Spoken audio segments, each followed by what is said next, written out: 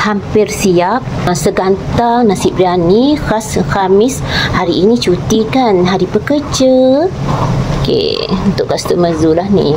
Pagi-pagi sudah siapkan. Nak ambil dah 10 pagi. Okey. Tutup. Bagi dia betul-betul kering dan masak. Dalca. Belum masukkan santan ni. Dah lama dah ni, hampir 1 jam lebih. Sudah masukkan santan, lepas tu masukkan sayur-sayuran lah lepas tu. Sudah masukkan santan. Okey, so kena tunggu dia mendidih dulu. Bila sudah masukkan ke dalam bekas ni, ini dalca untuk nasi biryani.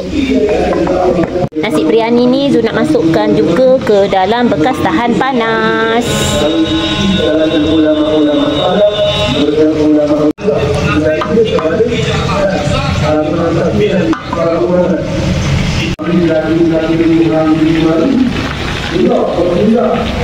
Okey, siap dah. Zul potong dan toskan daun salad. Ini kegemaran ramai ni. Ini acar nenas. Okey, dah siap dah. Tunggu ayam sikit lagi nak masak.